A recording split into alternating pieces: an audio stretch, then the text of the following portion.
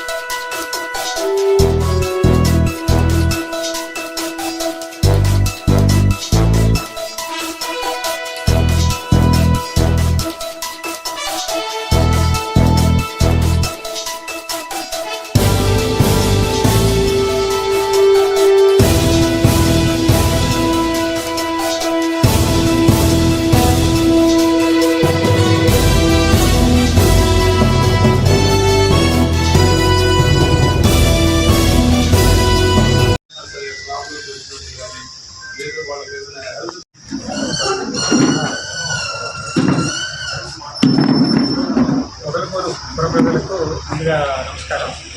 నేను అనిల్ కుమార్, రాపూర్ ఆర్టీసీ. మరి ఇక్కడ ముందుగా ఏంటంటే Podalakuru almost RTC bus stand అంతా కూడా కొంచెం ఊరు నుంచి మొదట్లో దూరంగా ఉండేది. కానీ ఇప్పుడు ఊరు రమణారెడ్డి కాలనీ వరకు ఎక్స్టెన్షన్ జరిగింది. అదేవిధంగా మన పొదలకూరు పరిధిలో ఉన్నటువంటి స్థలం కూడా OS15 కింద ఇవ్వడం జరిగింది. తద్వారా అంటే 15 సంవత్సరాలు ఈ కాంట్రాక్ట్ ఇవ్వడం జరిగింది. సో ఇందులో మిగతా మీకు బస్సులు రావడము, అభివృద్ధి కార్యక్రమాలు అనేది చేపడుతూ ఉన్నాము. సో ఇందులో భాగంగా మరి కొంచెం ఈరోజు మన జోనల్ చైర్మన్ గారు రావడంతో మరింత ఈ పనులు వేగవంతం అవుతాయని మనస్ఫూర్తిగా కోరుకుంటున్నాను. ఇందులో భాగంగా ఏంటంటే ముఖ్యంగా ఇక్కడ షాపులు నిర్మించడము, తర్వాత బస్సులు లోపలికి వచ్చిన తర్వాత నైట్ ఇక్కడ పాసెంజర్స్ వెయిట్ చేయడానికి కొంత వెయిటింగ్ ఏరియా, టాయిలెట్స్ ఇలాంటివన్నీ కూడా కల్పిస్తున్నాము. ఇవన్నీ ఎంత వేగంగా అయితే అంత త్వరగా చేయాలని ఆశిస్తున్నాను. అలాగే bus station painting, timing boards, అదేవిధంగా రూట్ బోర్డ్స్ ఇవన్నీ కూడా మామూలుగా యథావిధంగా మిగతా బస్ స్టేషన్స్ ఎట్లా ఉంటాయో అదేవిధంగా ఈ బస్ స్టేషన్ కూడా మేము మార్చడానికి అన్ని సన్నాహాలు తీసుకుంటున్నాం. మీరు అందరూ గమనించవచ్చు, ఆల్మోస్ట్ గతంలో ఉన్నదానికి ఇప్పుడు ఉన్నదానికి అంటే ఫస్ట్ టైం చూసినప్పుడు కొంచెం తేడా అనిపించవచ్చు, కానీ గతంలో చూసిన దానికి వ్యత్యాసం అనేది మీకు కనిపిస్తూ ఉంటుంది. మీరు అందరూ ఇక్కడ లోపల వాళ్ళే కాబట్టి సో మరింత దీన్ని కొంచెం ముందుకు తీసుకెళ్దామని మనస్ఫూర్తి కోరుకుంటున్నాను. Thank you. అనుకుంటా కదా మీరు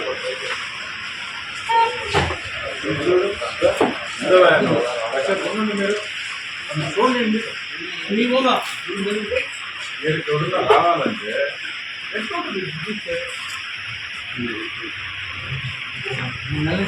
అరే 3 నెలలకి 3 గంటలు మా ఆఫీస్ చిన్నతనం ఇస్తే ఉంటే ముందు పోయి నేనే అన్నీ తీసేసుకొని శుభ్రం చేసాను. మా నేను నష్టపోతాను.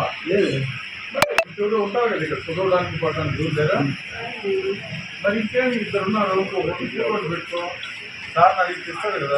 చేస్తాం సార్, అన్నీ అవుతుంది సార్. ఒకటి 1 by 1 యాక్షన్ స్టార్ట్ చేసుకొని రీసెంట్గా స్టార్ట్ చేస్తాను. అట్లా కాదు సార్, నేను ఏమంటానంటే మెయిన్ ఇక్కడ మినిమం అట్మాస్ఫియర్ లేకపోతే ఇబ్బంది. అంతే మీరు డెవలప్ అవుతుంది. కుర్చీలు కూడా అన్నీ ఆర్డర్ పెట్టినారు.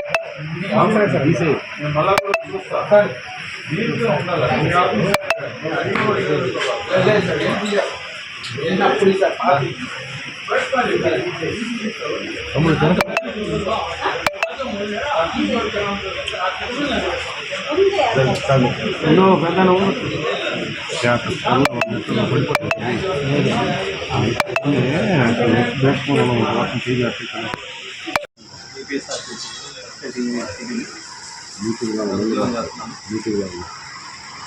ఈ బడ్జెట్ విషయంలో చైర్మన్ గారు ఈ విషయం తెలుసుకోవడం జరిగినప్పుడు అంత ముందుగానే ఎస్టిమేట్ సందర్శించి వాట్సాప్లో నుంచి టాయిలెట్ కూడా నింపేసి చాలా సంవత్సరాల నుంచి ఇది మౌనపడింది సార్.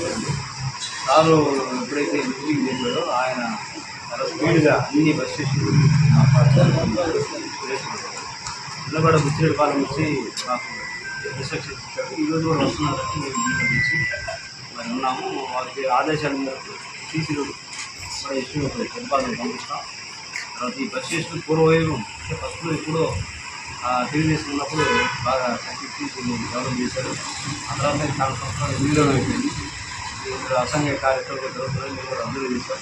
మా డిఎం గారు చెప్పినట్టుగా మా సార్ చెప్పినట్టుగా మేము ఇంకా నెమ్మదిగా ఒక్కొక్కటి డెవలప్ చేస్తాం. ఏమేమి టెండర్స్ తీసుకున్నాం? మేము water supply, sanitary, toilet tender చూసాం, ఆల్రెడీ చూసాం.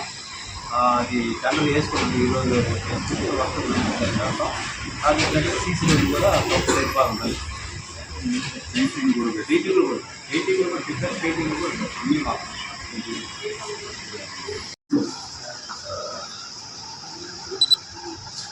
గత ప్రభుత్వం ఆర్టీసీ యొక్క వ్యవస్థని ప్రభుత్వంలో కలిపారు. అంతకుముందు ఆర్టీసీ స్వతంత్ర సంస్థగా స్వయం నిర్ణయాలు, స్వయం పరిపాలనాధికారాలు పూర్తిగా ఉండేది. అయితే వాళ్ళు ప్రభుత్వంలో విలీనం చేసిన తర్వాత ప్రయాణికుల యొక్క సౌకర్యాలు కానివ్వండి, ఉద్యోగస్తుల యొక్క ఉండాల్సినటువంటి వాళ్ళ హక్కులు కానీ పూర్తిగా హరించి ఆర్టీసీ డిపోలను కూడా ఒక రకంగా మార్టిగేజ్ చేసి దాంట్లో నుంచి డబ్బు కూడా తీసుకొని వాళ్ళ యొక్క సొంత ప్రభుత్వం యొక్క వాళ్ళ అవసరాల కోసం ఖర్చు పెట్టారు తప్ప ప్రయాణికుల సౌకర్యం కానీ ఆర్టీసీ యొక్క స్థిరీకరణ గురించి ఏమాత్రం పట్టించుకోలేదు. పైపెచ్చు రోడ్లు పూర్తిగా కూడా ధ్వంసం అయిపోయిన కారణం చేత ఆర్టీసీలో ఉన్నటువంటి డ్రైవర్లకు కానీ చాలామందికి ఆరోగ్య పరిస్థితులు దెబ్బతిన్నాయి. అదే రకంగా ఆర్టీసీ బస్సులు కూడా పూర్తిగా నాశనం అయ్యాయి.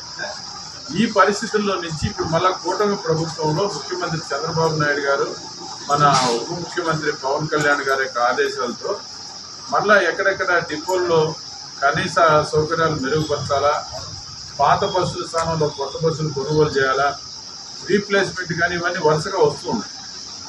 అదే రకంగా ఆర్టీసీ కార్మికులు కూడా దూర ప్రాంతాలకు పోతున్న వాళ్ళకి 300 రూపాయలు వాళ్ళకి వచ్చేదన్నమాట. ఒక రకంగా చెప్పాలంటే అవన్నీ కూడా క్యాన్సిల్ చేశారు. అవన్నీ తిరిగి పునరుద్ధరించారు. ఆర్టీసీలో ఉన్నప్పుడు కార్మికులకి ఏదైనా బాగలేకపోతే మొత్తం ఖర్చు ఆర్టీసీ పెట్టేది. ఇటీవల కాలంలో మిగతా డిపార్ట్మెంట్లతో ఆర్టీసీని మనం కంపేర్ చేయడానికి లేదు. ఎందుకంటే ఇది దూర ప్రాంతాల నుంచి కార్మికులు చాలా కష్టతరంగా పనిచేస్తుంటారు కాబట్టి వీళ్ళకి కిడ్నీ ప్రాబ్లమ్స్ కానీ లేదా బ్యాక్ పెయిన్స్ కానీ హార్ట్ ప్రాబ్లమ్స్ కానీ అనేక రకాల సమస్యలు వీళ్ళకు ఉన్నాయి.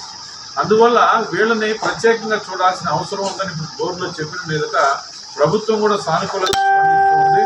దానికోసం ఆర్టీసీకి ప్రత్యేకంగా కొన్ని నామ్స్ పెట్టి వీళ్ళకి కూడా వైద్య సహాయం కానీ తర్వాత ఈ దూర ప్రాంతాలకు ప్రయాణించినటువంటి వాళ్ళకి కావాల్సినటువంటి ఎక్స్పెన్సెస్ ఇవ్వడం కానీ ఇవన్నీ కూడా తీసుకొని వస్తున్నారు. స్వయంగా ముఖ్యమంత్రి వారానికి ఒకసారి ఒక 1 అవర్ ఆర్టీసీ యొక్క రేటింగ్ కోసం ఎక్కడెక్కడ ఏం జరుగుతుంది, ప్రయాణికులకి సౌకర్యాలు ఎట్టున్నాయో ఒక యాప్ క్రియేట్ చేసి ఆ యాప్ ద్వారా వారు ప్రతి ఎండీ దగ్గర నుంచి కింది స్థాయి డిఎం దాకా కూడా లైన్లో తీసుకొని ఎక్కడెక్కడ ఏం జరుగుతుందో చూస్తున్నారు. అందుకనే ఇటీవల మేమందరం కూడా ప్రయత్నం చేస్తున్నాం. ఒకప్పుడు పొదలకూరు బస్టాండ్ కూడా బాగుండేది. ప్రస్తుతం ఇటీవల కాలంలో పూర్తిగా కూడా అది మూతపడే పరిస్థితులు ఉన్నప్పుడు మన డిఎం గారు మిగతా అధికారులు అందరూ కూడా మళ్ళీ దీన్ని చూసి మా ఇంజనీరింగ్ డిపార్ట్మెంట్ వాళ్ళు కూడా దీన్ని ఏ రకంగా చేస్తే బాగుంటుందని చెప్పేసి కొన్ని టెండర్స్ కూడా పెట్టారు. ఈ పెయింటింగ్ కానివ్వండి లేకపోతే అక్కడ ఉన్నటువంటి ల్యాబొరేటరీస్ సౌకర్యం కానీ ఈ యొక్క అన్ని రకాలైనటువంటి మన మినిమం ఏదైతే ఉన్నాయో మంచినీటి సౌకర్యం కానీ ఇవన్నీ తొందరగానే కల్పిస్తారు. ఆ రకంగా ప్రయాణికులు కూడా ఈ బస్టాండ్ ద్వారా ఈ యొక్క ఆర్టీసీ సౌకర్యాలని వాళ్ళు తీసుకోవాల్సినటువంటి అవసరం ఉంది. ప్రజలు కూడా ఎంకరేజ్ చేయాలి. ఆ రకంగా చేసినట్టయితే పొదలకూరు బస్టాండ్ మళ్ళీ రూమ్ రేకులన్నీ కూడా మారిపోయి మంచి వ్యవస్థ పాత రోజుల్లో 10 సంవత్సరాల క్రితం ఏ రకంగా అయితే పొదలకూరు నుంచి ఉదయాన్నే బస్సు కావాలని అడిగారు, అదే రకంగా పొదలకూరు నుంచి తిరుపతికి బస్సు కావాలని అడిగారు. అదే రకంగా మనకి అవకాశం ఉన్నంత వరకు కొత్త బస్సులు వేయడానికి కానీ తాటిపర్తి వాళ్ళు కూడా ఏదో అడిగారు బస్సు గురించి. అవన్నీ కూడా డిఎం గారు ఒక్కొక్కటి వెంటనే చేస్తారు. అదే రకంగా సీసీ రోడ్డు కూడా కావాలని మనం అడిగాం. అది కూడా ఎస్టిమేషన్ తయారు చేస్తారు. నైట్ హాల్ట్ ఇక్కడ ఒక మనిషి ఉండేదానికి మన ఆర్టీసీలోనే ఉండి లైటింగ్ కానీ ఫ్యాన్స్ కానీ అన్నీ కూడా త్వరలోనే వస్తాయి. ఆ రకంగా పొదలకూరు ప్రాంత ప్రజలు కూడా దీన్ని ఎంకరేజ్ చేయాలి. ప్రభుత్వం కూడా పూర్తి స్థాయిలో దీన్ని ఆర్టీసీ అధికారులతో మాట్లాడి దీనికి కావాల్సినటువంటి హంగులన్నీ ఏర్పాటు చేయడానికి కోసమే మేము ఇక్కడికి రావడం జరిగింది. మీరు వచ్చిన తర్వాత ఏంటంటే ఇప్పుడు ఇవన్నీ జరుగుతాయి. ఇక్కడ జిల్లాలోనా? ఇప్పుడు అన్ని బస్ స్టేషన్స్ అన్ని విజిట్ చేసాం. చిన్నవి కానీ పెద్దవి కానీ ఒక అల్లూరు మాత్రమే మేము మిగిలి ఉంది. ప్రతి బస్సు స్టేషన్ కూడా చూసి అక్కడ కావాల్సినటువంటి టాయిలెట్స్ కానీ, మంచినీటి సౌకర్యం కానీ, కరెంటు కానీ, లైటింగ్ కానీ, పెయింటింగ్ కానీ, వాళ్ళు కూర్చోవడానికి కావాల్సిన బల్లలు కానీ, ఇలా అన్ని కొత్త కొత్త సర్వీసులు ఏర్పాటు చేయడం, పాత బస్సుల స్థానంలో కొత్త బస్సులు చేయడం, ఇలా మన వంతు ప్రయత్నం మనం చేస్తున్నాం. గతంలో ఉన్నటువంటి జోనల్ చైర్మన్స్ కంటే కూడా మన వంతు ప్రత్యేకంగా ఆర్టీసీ యొక్క వ్యవస్థను బలోపేతం చేయడానికి కోసంగా మన వంతు సహాయం చేస్తున్నాం. ప్రత్యేకించి స్థానిక ఎమ్మెల్యేలు, మంత్రులు అందరి సహకారంతోనే ఈ పనులన్నీ జరుగుతున్నాయి. అందువల్ల ప్రభుత్వంలో ఉన్నటువంటి అధికారులు, అదే రకంగా ఎమ్మెల్యేలు, మంత్రులు అందరి యొక్క సహాయ సహకారాలతో ఆర్టీసీకి కావాల్సిన కొత్త సర్వీసులు తీసుకురావడం కానీ, ఈ యొక్క మరమ్మతులు చేసుకోవడం కానీ, వీళ్ళకి కావాల్సిన కనీస వసతులు మెరుగుపరచడం కానీ చేస్తున్నాం.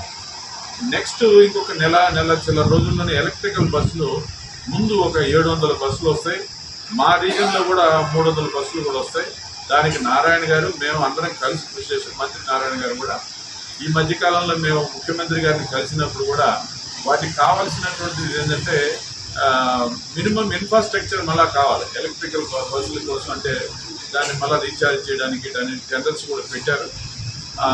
మన జిల్లాదే కొంచెం లేట్ అయింది, ఎందుకంటే ఎక్కువ ఎలక్ట్రిసిటీ డిపార్ట్మెంట్ వాళ్ళు 20 కోట్ల రూపాయలు పైగా అడిగారు. అట్లా కాకుండా కామన్గా ఉండేటువంటి తక్కువ ఖర్చు ఇవ్వని మేము అడిగాం.